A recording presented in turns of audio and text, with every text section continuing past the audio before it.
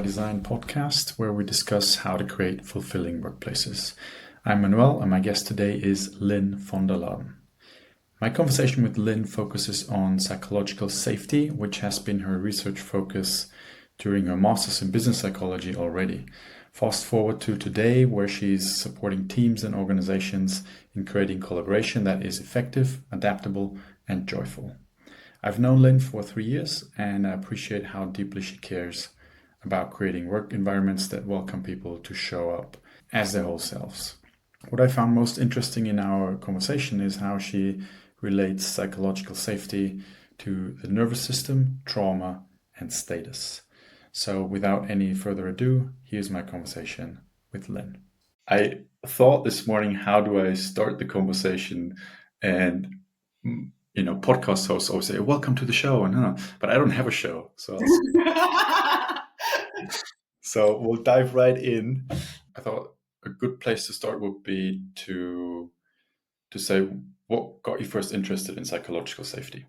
Yeah, it was in my early 20s. I was studying psychology, and I was, with my psychology friends, practicing being vulnerable, being authentic, having like real connections, not wearing masks, and that felt really good, really nourishing for me.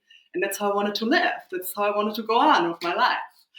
Um, and then I did my first internships. And as a in your early 20s, you don't really feel like a real adult. You're a young adult, and then you come in those companies; they're the real adults. And I was like, really so confused. I thought, like, what are they doing here? They are adults, and they were like this atmosphere. When I remember it, I still feel really tense.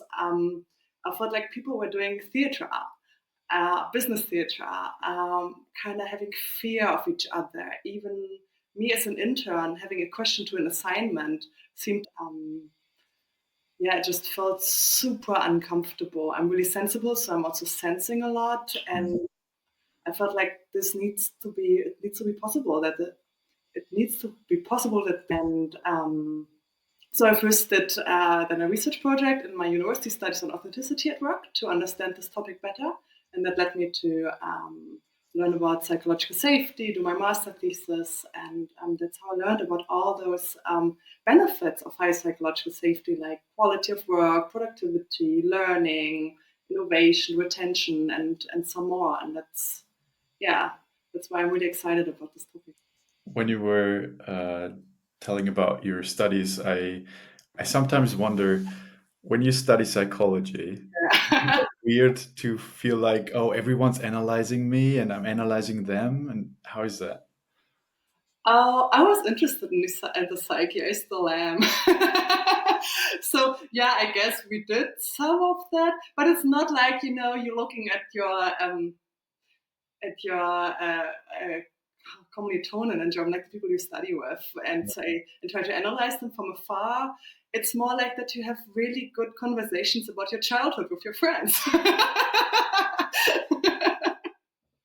Yeah. Well, I wouldn't go on with that my whole life, but there was a time where it was really, really nourishing, really helpful. yeah, no, I can totally see that side. I can just also see that some people might feel observed, and they become even more retreated and like careful about what to show. In that sense, even put a thicker mask on. You mean when you're around a psychologist? Yeah, exactly. I have no idea. No one ever told me this, but it can be kind of a power move if you say, by the way, I'm a psychologist. Yeah, that's not my intention, but I know that it has the effect. Well, great that your experience was different with your mates at university. I did have some experiences with companies where it was different. Hmm. And I remember I was at Jimdo, a website builder company, and I had this one colleague, hello Janine, and she was giving me feedback. She was kind of like my supervisor. And she wasn't only giving me good feedback, she was also giving me critical feedback. But she did it in this beautiful way that I could really take it. And the whole company had a sense of psychological safety that I hadn't experienced before. And that's what also made me understand even better that psychological safety is not about harmony. It is important to address, to give feedback, to address tough issues, but it depends on the way that we do it. You mentioned that in your internship or maybe later when you would ask a question and there was fear. Mhm. What do you think that fear was about? Status, ego. Like I felt like in that particular company, um, how do you say this? Like hierarchy was important. It Hmm. um, it gave you recognition, and if you weren't a leader or like didn't have employees like a manager of someone, but you had interns, that was kind of a status too. Hmm. And if an intern would question an assignment, that would question your status and that would maybe question your self-esteem. That's my interpretation, right? Yeah, of course, it was one of my first internships, so I might not have been the greatest intern either. But yeah, Okay, so it was not a question, oh, can you give me more input on how to do this well? It was more, does this even make sense? yeah, yeah. Okay. All right, that kind of question. Yeah. Okay. I'm not sure if it was like this thing in a whole, but I would just wanted to understand better not only what I have to do, but I wanted to understand Yeah. why. What's the sense behind it? I don't get it yet without you me telling it. Yeah. Yeah.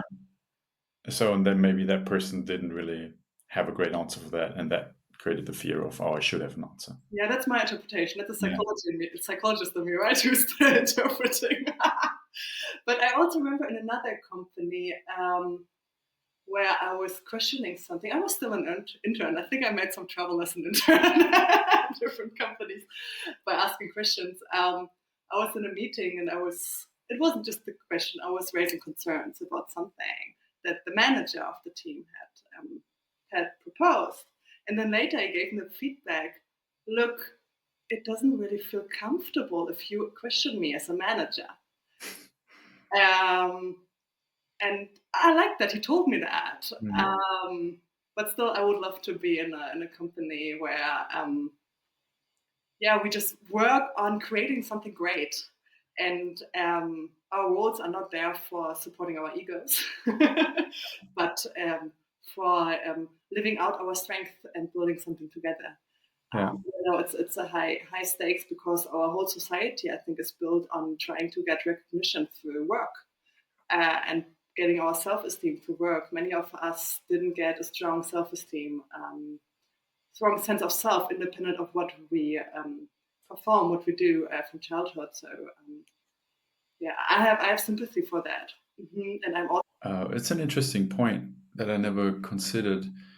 Uh, how does status and how important it is in a company affect psychological safety? Mhm. Yeah, it's a complex topic. I'm wondering if we should maybe go into a definition of this topic because it's so easily misunderstood. Like, define what psychological safety is first. Yeah, sure. Go ahead. So I got my notes here because it's. I think what's important to know is that a scientific construct. I think in the discourse on psychological safety, we easily get it misunderstood because we just hear those words and then we make up what it could be. And those words are also a little bit misleading. Can say something to that in a minute. So I think it's important to have in mind where this concept comes from. And it was defined by Professor Amy Edmondson and her team. She's a professor of leadership. And there have been, of course, other researchers who have been working on it before, but she defined it as a shared belief held by the members of a team that the team is safe for interpersonal risk taking. And that is already a mouthful. um, but I find what we can see in this definition, it's not about harmony. The focus Mm. is on feeling safe, taking interpersonal risk. And this might sound a little theoretical, but as this is a scientific construct and because it is a quantitative construct, they made it measurable. And they have some items, and I will give you some example items here to make it more understandable. Um, so if a member of a team would say yes to the following items, um, that would mean that the psychological safety in the team is high. If most people in the team say yes to those sentences, members of this team are able to bring up problems and tough issues. And working with members of this team, their unique skills and talents are valued and utilized. And they would say no to the following questions. For example, if you make a mistake on this team, it is often held against you, and it is difficult to ask other members of this team for help. So that's what is meant by interpersonal risk. And what I also find important here is to note that psychological safety is a construct that tries to grasp a really complex social phenomenon. It's not, psychological safety is not a fixed, simple entity. With this scientific construct, with this term, we try to approximate this phenomenon, and I think that's important to keep in mind. Yeah. And I do have some criticism around the words, but maybe I make a pause and give you some chance to respond and digest what I just said. You mean the words of the questions? No, the word psychological safety itself. Oh, I see. Okay. Um, well, I think that makes it clear what it is. I think many people using the term have most likely not read the white paper or know the definition. So I think it's useful to know. And also, I think the questions kind of, like you said, the definition sounds a bit theoretical, but you can get a sense of it. I can take risks for our relationship won't be harmed if I admit a mistake or say I disagree or whatever. Yeah. Um, but the questions really kind of hone in on, well, what's okay to do here, right? And how do I feel about it? Because it's also not objective. Like it's intersubjective. It's how I feel about it and how you feel about it. We Yeah. might feel about it very differently, and that is exactly where my question comes from. How does status in how I feel my status is in the team and how you feel your status is in the team and how important status is in the team in general, how does it affect how much psychological safety can develop? Yeah. Yeah, that's true. That's what makes it complicated. And that's maybe a good lane to go to my criticism around the word safety, because this is where it gets, I think, actually quite better understandable, what you just mentioned. So I have criticism around both the word safety and the word psyche. Yeah. Let's start with safety. Let's imagine we're in a team, right?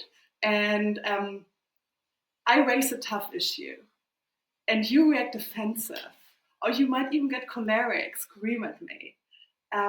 But as long as you do not get physically aggressive, on a fundamental level, I'm safe.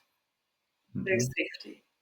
Um, so one could ask, what is safety then here? And what it actually is about perceived safety. And this comes from our ancestry, our how we evolved. Our ancestors, they were dependent on the group for survival. And so if they were disliked, they get rejected, even exiled, their life was on threat, a threat. And that's what is so deeply ingrained in our biology. And that's why we so easily feel dysregulated um, when something like this happens in a social context. But we do not have to. We can practice to stay regulated. And what I mean with that is keeping a sense of safety within our body. Even if something uncomfortable happens, even if you scream at me, I can still stay safe. It's hard. It's not that I prefer that, but we can. It also depends on the stress level, how much I can take in. And it also depends on our childhood experiences that we might then overcouple with experience in the workplace, how easily we get out of our center with things that happen. Um, so, I would prefer calling psychological safety perceived social safety, Hmm. um, because the term psychological does not equal perceived. In Western world, we think psyche and body is a difference, but actually, science already knows that they are basically the same. That what we call psyche is, one could say, it's the nervous system in a big way, but the nervous system gets information from other body systems. It sends information to other body systems. And the psyche, quote unquote, our nervous system, it reacts both to perceived threat and to real threat. Mm. That's why psychological safety does not really make sense here. And I would rather call it, as I said, perceived social safety. I'm fine with going on with this term because it's so known, but Yeah. I think it's important to make this distinction, yeah, to have a better understanding. Yeah. I I like that term, perceived social safety. It makes it like it describes more what it is, right? Yeah. When you say psychological safety, you need to explain what that means. Whereas perceived social safety, at least if if you have invested some time in that area, it's a lot more descriptive of what you mean. Um, why do you think that term psychological safety was chosen? I think because of the binarity that we have in Western culture. I mean, I've studied psychology and I've learned so little about the body. Um, we still think it's separated. Hmm. So, we think psyche is just our emotions that don't have to do with the body, our thoughts that don't have to do with the body, or only with the head, which is also not true. Like our thinking isn't only our brain; it's connected to many other things. Yeah, I mean, in other cultures, like the traditional Chinese medicine. I had these questions later on, but maybe this is a good time to segue into that already with the nervous system since it just came up. So the reason we're talking about this at all is because you wrote two posts on psychological safety, which would be better termed perceived social safety, as I'm we also learning. I'm also learning. um, which you didn't mention in the post. So this is added information. But anyway, where I want to go now is your second post was about how psychological safety connects to the nervous system, Yeah. and that I also found very interesting, mostly because it's a area of growth for myself in Mhm. terms of really sensing what's going on in my body. It doesn't come natural to me. I really have to pay attention, and even if I do, it's very low signals. Like I really need to be in an environment where there is no distraction to be able to feel anything at all. Mm. So anyway, what would you say is the connection between nervous system and psychological safety? So what prompted you to connect those two? Yeah. So, although I had studied doing my master thesis, I had studied the research on psychological safety for months. I still felt like something was missing. I Mm. couldn't really grasp the concept fully. And then in the last 2 years, I learned a lot about the nervous system, about and how it operates on safety versus threat. And I just came to realize that was basically the missing piece. That's how I can understand psychological safety better, and that's also how we can kind of erase those errors, those misunderstandings about it. And I thought it was important to speak about it. I mean, writing the article also helped me to get the connection myself better. Mm. And I wanted to put as accountability work for yourself back in the discourse, because I felt like psychological safety easily can lead to us saying, "You're not. We are only psychological safe." I read that once on LinkedIn. If no one triggers the other person anymore, but that's just not possible. And I am not safe because you did that and that. I wanted to question that and bring. Yeah, that's very interesting. Part about accountability and what you describe. I would say in the drama triangle, that's typically you take on the victim role. Are you aware of the drama triangle? I heard it, but I'm not sure how it is. Yeah. So it's basically a model that has three roles. The one is the victim, Mhm. and you've got a villain, and you've got a hero. And the victim says, oh, this is done to me, poor me. Mm. And then the villain says, well, you did this wrong, whatever, you should have done something different. And the hero says, oh, poor you, let me help you. And so, Yeah. and all three roles are not very useful. Yeah. Like both the villain and the hero enable the victim.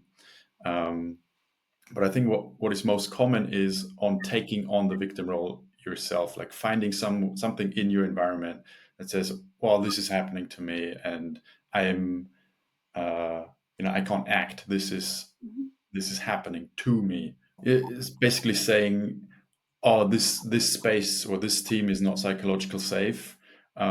It's basically doing exactly that. I'm the victim here in this team because you're all triggering me. Yeah. Whereas saying, oh, I can influence this. I can work with my nervous system to not be a victim, and I can change my circumstances, even if it's in the most drastic one, I'll walk away and Yeah. change team or company. Agency. You Agency. can still act. Um, so yeah, that's where I see the connection. So,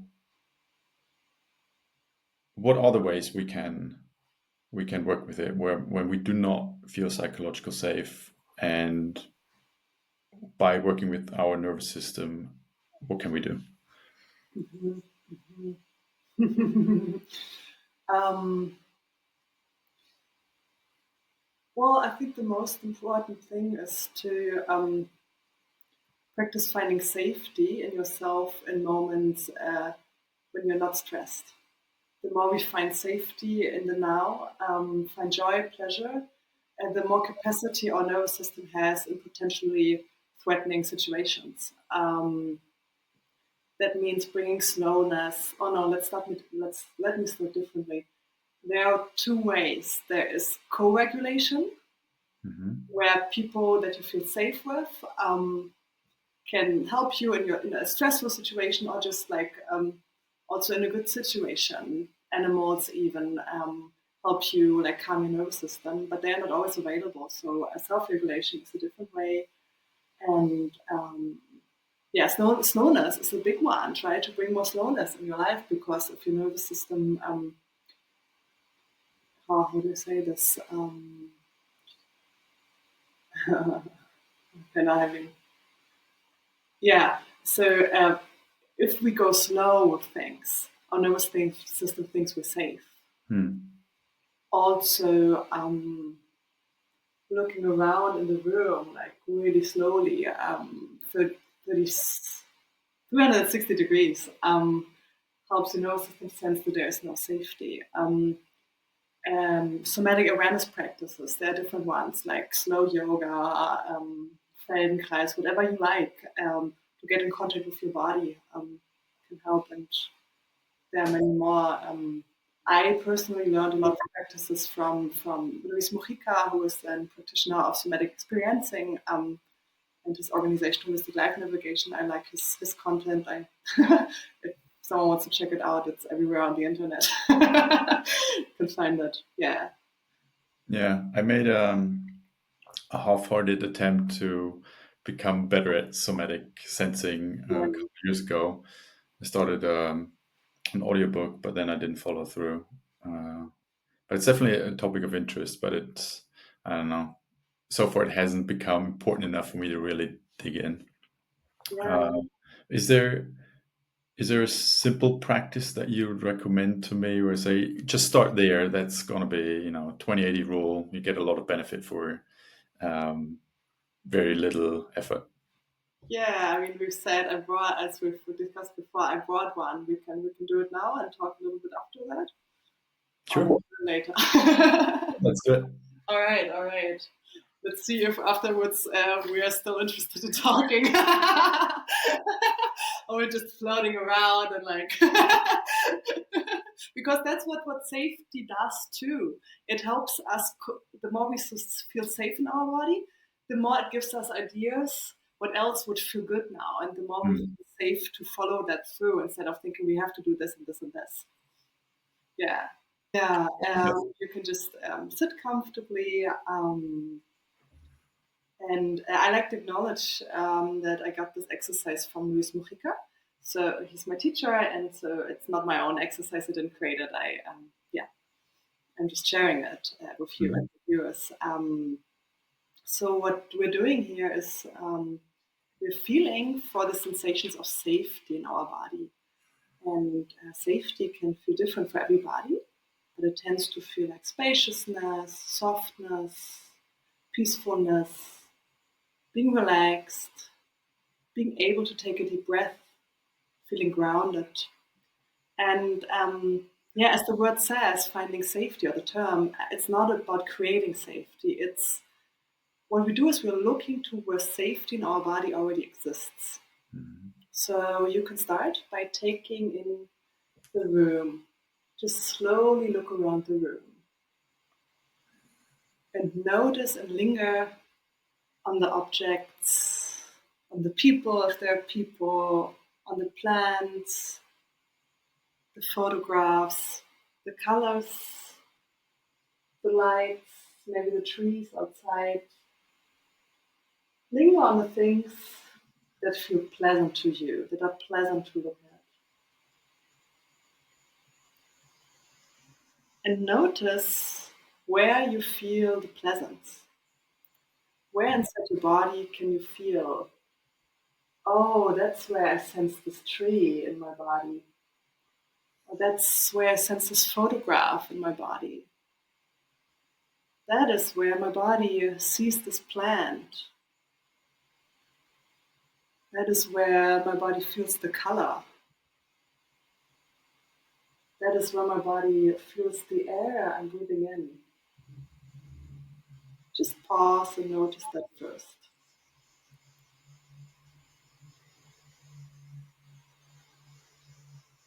And when you find that sensation, take a breath into it. Our intention here is to connect to the sensation with our breath, to go deeper into it, and even to expand it. So see if the sensation of safety or pleasure or joy can expand. It doesn't have to, but just notice if it does. And if not, just enjoy the sensation there.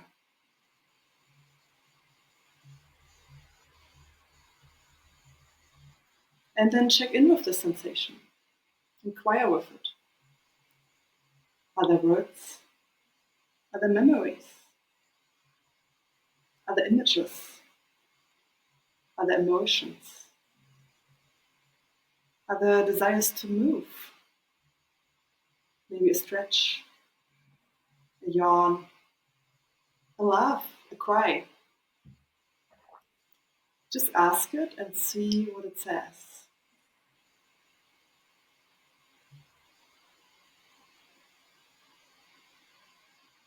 Continue breathing into it and just notice if any of these emerge. If not, continue to enjoy the sensation.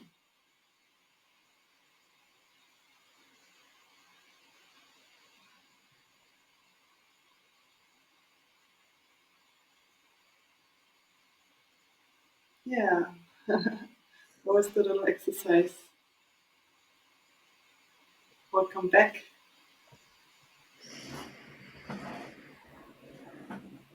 Okay. So how do you usually debrief this, if at all?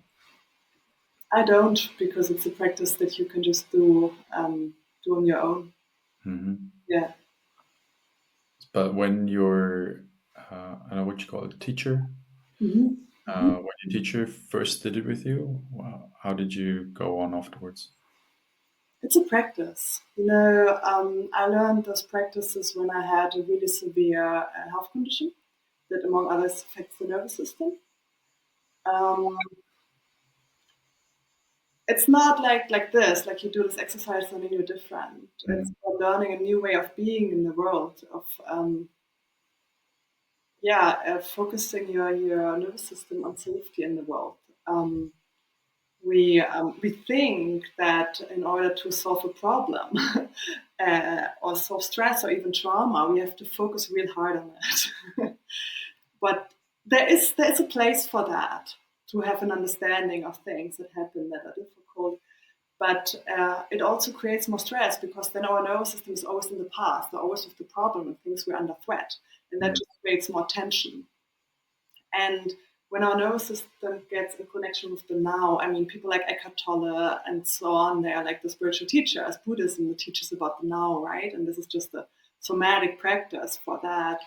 Um, our body realizes I'm safe, and that helps to let go, to metabolize stress, and have more capacity in life. Yeah. Mm. I'm practicing since 2 years. I'm still practicing every day in moments of safety and in moments of perceived danger. Yeah. I'm going to those resources. Yeah. So I noticed like certain objects, looking at them, felt more comfortable. Others, there was uh, history and that kind of Mm. like the past, as you just mentioned. Um, and where usually when I do exercises like this, I can usually sense something here in the center of my chest and in my forearms. That's kind of I don't know. That's where the most clear senses are for me at the moment, and uh, I could feel with the objects where there was history and things like maybe painful things, memories. It was definitely a contraction thing, and whereas the other one that was more calm. And I was trying to find a word, and I was like, no, it's not warm. It's not. I can't describe it anyway. And it's like, oh, it's spacious, but it's so cliche, right? But it's like it's that it feels, yeah, more like an empty space. Like there's openness. There's not contraction. It's like the opposite. It's non-contracting. That might be Yeah, the yeah, best word I have. expansion. Yeah, those words are all valid. And at the same time, somatic practices are not about the verbal. It's great if the verbal helps you, but Yeah, yeah, involved, we are so focused on the words that we try to name it, and the more important thing is to feel. absolutely. Yeah, yeah. It was already thinking about like what when you're going to ask me how did it feel. I was like, shit, how did I describe There are it? two things that come to mind when you just shared.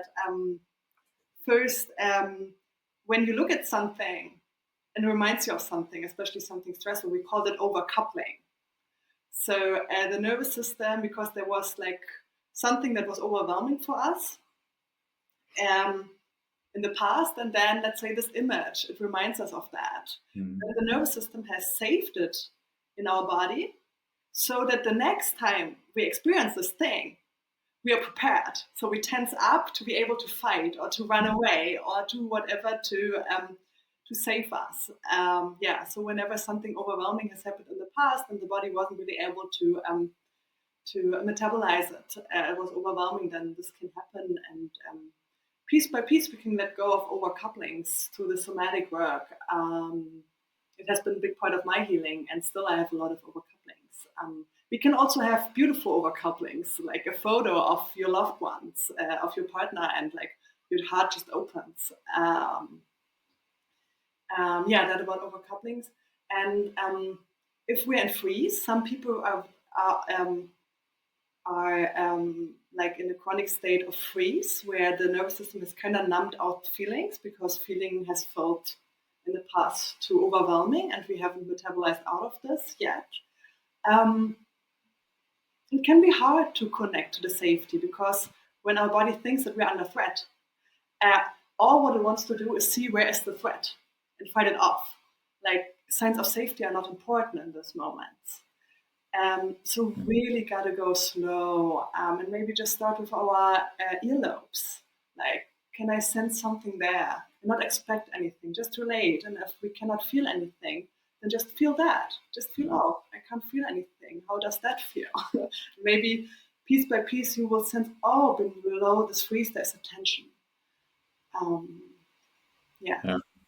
I feel I feel reminded of uh, like when I first started paying more attention to emotions and learning about them. There's this frustration. I was like, well, I don't know what it is, and it's that's the overlaying thing. Like, I'm I know I'm supposed to feel something right now, but I can't. I can't sense it. And I think it's basically starting over with somatics, where I'm at this place. So like, well, there is probably some sensation, but I just don't have access to it. And my go-to um, strategy for there's a threat is freeze. And you mentioned other ones, but maybe we also, if you would like, define the Yeah. fight, flight, freeze, fawn. What are they, and Yeah. why do they exist? Yeah, of course. So I think I've mentioned shortly before the nervous system operates on safety and threat. So if the nervous system thinks that we are safe, we're in a regulated state, we are relaxed, only those muscles are tense that we need for, I don't know, sitting up or walking. Everything else is relaxed. Our organs work the way they should. Our digestion is great. We move with ease to life. And can easily connect with people. That's safety, and that should be our normal state, our usual state. Then, if the nervous system thinks that we're under threat, there are four ways it reflexively could react, both to perceived and to real threat. There's fight, which could literally mean fighting. It could also mean screaming. The CEO that's always choleric. That's someone who is in a fight state at that Mm. moment, because he's in a perceived or she in a perceived state of danger. There is fleeing, a flight. That could literally mean running away. It could also mean fleeing away from uncomfortable emotions by overloading yourself with work. And that often happens so unconsciously that we're not really aware of it, because those are like the nervous system reacts reflexive to in the attention to keep us safe.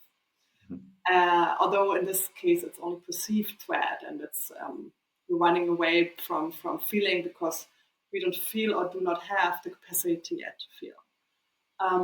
There's freeze, as I've mentioned before. That happens when the body is. Oh no, let me start differently. Let's look at animals. So if you watch a video of a gazelle, let's say, that runs away from a lion, and runs, and then the nervous system realizes, okay, I won't make it by running, by flight. So the only thing I can do is to freeze, to act as if I'm dead, and that's not a conscious decision. Uh, well, I'm not sure if gazelles have consciousness, but that's a big other topic. I don't want to do any wrong to gazelles at this moment, but it's a instinctual decision of the nervous system, and then it plays that, and you can see those videos of this and other animals. And the moment the lion loses interest because it thinks it's dead, it mobilizes into flight. We normally don't do that. I'm not sure we even can do that. But for us, it's more numbing out. It's like not feeling anymore because the world is overwhelming, or even developmental trauma. Many of us have developmental trauma. And some of us have developed a freeze from that because everything was too overwhelming and our nervous system hasn't caught up yet to the reality of now. And that can be people in their 50s, in their 60s, even until the end of life. Depression can be a form of freeze. There are many, many ways. And then there is fawn. Fawning is something that is only a few animals do have. It's really interesting because it does two things. First of all, the fawning response, it suppresses the intention to fight or flight, and instead it appeases the other person. And it has real use. Like, for example, in a situation where I was physically threatened, my body automatically, my nervous system went into a fawn response, appeasing this person, being nice, acting if nothing is, if I like them. And in the moment I could run away, my body mobilized into fleeing. But it also happens in social situations like at work, where we don't raise issues, bring up tough topics, And it has a lot to do with us having the capacity for our own truth, and people maybe not liking it, and feeling safe in that. Yeah. Mm. So that sounds to me, I wonder if that is true, that fight flight is the first response, and if that doesn't work, freeze or fawn is the escalation. Does that? Yes and no. So there are different theories on the nervous system. The nervous system is really complex, and I'm not deeply into it. That is basically how I learned that freeze is kind of an escalation of fight and flight. So, but it doesn't mean that you first try to fight or be fleeing. If the nervous system decides in an instant, this is not safe for me, I don't have the capacity to be fighting or fleeing, then it instantly goes into freeze. Also, depending on in our history and our developmental history, what worked best for us as a child will easily be the go-to of our nervous system in the adult life. And fawning, I'm not sure if I could say that way that it is an escalation. Yeah. Yeah. So that's uh, my mathematical engineering brain Yeah. trying to make a decision tree Totally. and creating a model out of something that doesn't exist. But It's just complex, right? I mean, for a long time we tried to make the body be like a machine, understand it like a machine, but like our universe, like our planet, it's complex, and I think it brings a humbleness to it. And but that's where our intuition is really important, regarding to the complexity of our body, because what our intuition in the end is our unconscious talking to us through sensation, and our unconscious can process more information than our conscious brain can, and so we can move with more ease through life if we have a good connection to our body, because then we can more easily sense our intuition and also separate it from urgency. Often, if we're not well in contact with our body, we're not sure if something comes up that we want to do, if it's urgency, if it's like a threat response of our body, or if it's an intuition. Yeah, does it make sense? Yeah. uh, it, I don't think I got it completely. I can follow, but I'm not sure if I got the really in depth meaning that you tried to convey. Mhm. Hmm. Where do I start again? I have to admit, I also was trying to look on the what's the next question could be. Yeah, So yeah. Let's this go there. A little bit confusion in this interview is the problem. I'm okay if people don't understand me. I will still feel safe. yeah. Well, because so I was looking because I also wanted to quickly touch on the trauma piece that you mentioned. Yeah, yeah. Mhm. Because like I just displayed, I like models, and my current I didn't notice yet. who knew? Um, so my current model of trauma, I adopted from Richard Schwartz's internal family systems, and I, if he meant that or not, what I got from it was there is an overwhelming situation. My psyche, which you probably will slaughter me for using that word, my psyche can't deal with it, and uh, that's where a part gets split off that kind of from now on deals with the situation, tries to protect me from it. Yeah. Um, and so far, I only thought of that as a psychological phenomena, like literally in my head. Um, but you brought it more into a nervous system and maybe bodily thing that's happening. And so basically, my question is, would you enlighten me and extend the limited model that I have of trauma? Yeah, I'll try to share what I know and what And I I'll pay close attention, I'll promise. say again. And I'll pay close attention without looking at um, so IFS, internal family system, is a beautiful model. It does, though, come from a history of psychology not looking at the body, you. which we've looked at it before, and it has to do with in Western society with the church, that we have this separation. But I won't go deeper on that at the moment. So it's deeply understandable, and I believe it's really useful for people. Um, to understand trauma deeper, though, I think it's important to have a somatic lens on it. Trauma is not the event that happens to us. One thing could happen to you and it won't be trauma because you have different resources, more sense of safety within you. The same happens to me and it gets stuck in my body. And that's already where we're at the body. Trauma happens when the event is so overwhelming for our body that we're not able to, our body is not able to metabolize the charge that was created during this trauma, during this event, the stressful event to defend us. And that's when those trauma responses that I've shared before, fight, flight, freeze, and fawn, get stuck in our body. And parts makes a lot of sense because, for example, something like was maybe I had a lot of fear in my childhood because a parent was abusive. Then maybe I'm like living like this, like, and because it gets so chronic, it gets stuck in my body in this part, or it gets reactivated when someone reminds me of this parent. Yeah, so also in somatic trauma approaches, we're working with parts and trying to feel, okay, here there's tension in the neck, but maybe my belly feels really soft. My belly can feel the now. And then we're modulating between the neck and the belly and helping this part metabolize stress from the past and integrate again into the body. Yeah, so I would say it's connected. How do you feel about that? It makes total sense that it wouldn't just be stored in your head, right? Like looking at it from or hearing that it has a somatic memory, basically makes total sense.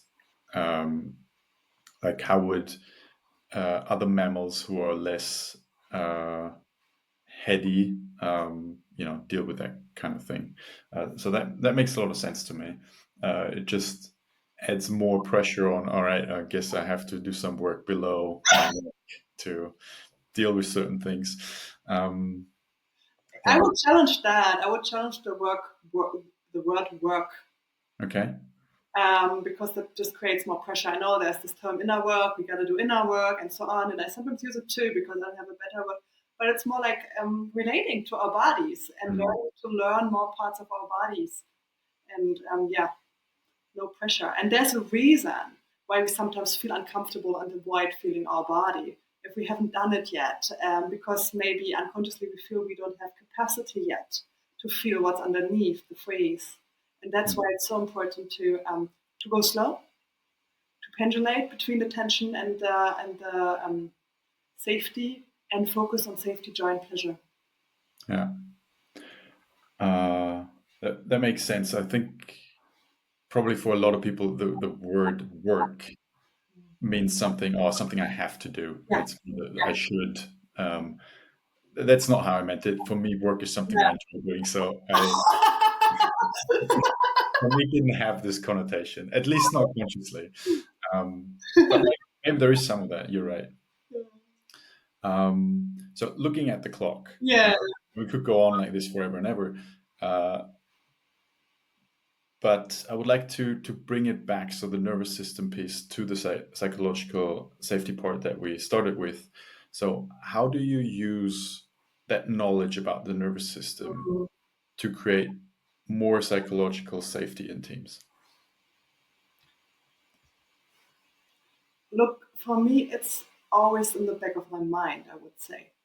There are certain things that people can do to work on their own self-regulation in one-on-one coaching with me or with others on other programs. I try to bring slowness into settings where I do workshops. Yeah, but I haven't structured it yet. It's more, I mean, it has been really recent that I've Mm. been, I mean, as you know, I've been sick the last 2 years, and that's where I learned this nervous system knowledge. So I'm still learning how to do it and do it more in an intuitive approach. I believe those things that I would generally recommend for psychological safety, like working on feedback and conflict culture, getting to know each other better, and other stuff. can already support the nervous system. Mhm. Yeah. Is there so if someone's listening to this and they say, right, I'm part of a team and I would like to help the psychological safety in my team, Yeah. and this nervous system things you talk about sounds great.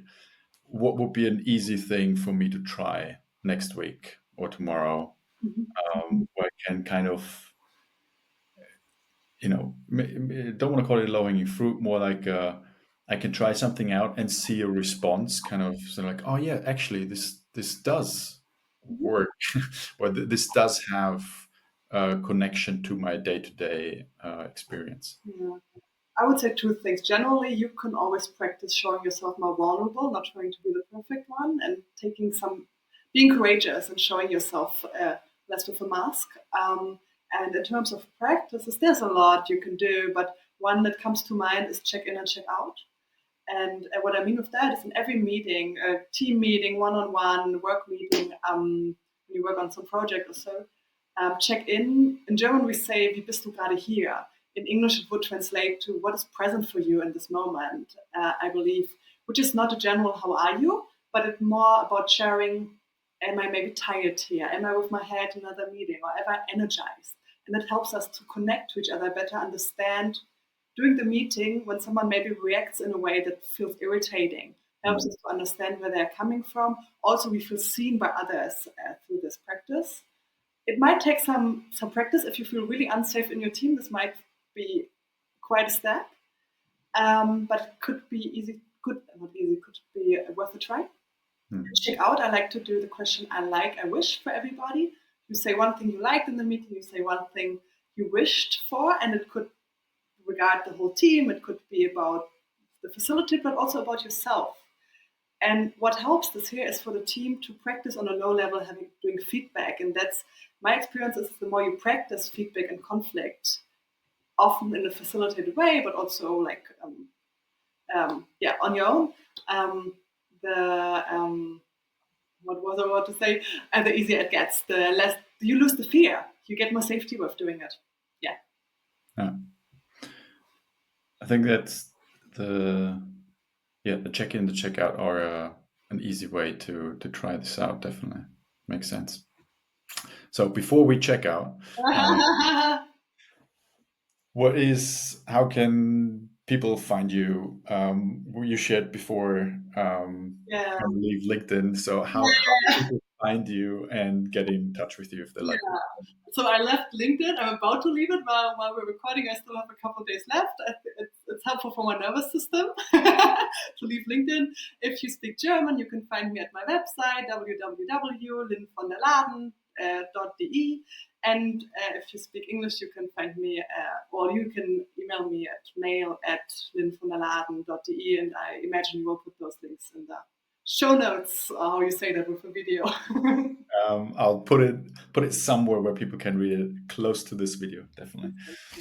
Okay, so checking out. You said I loved, I wished. Was that I like I wish, yeah. I like, I wish?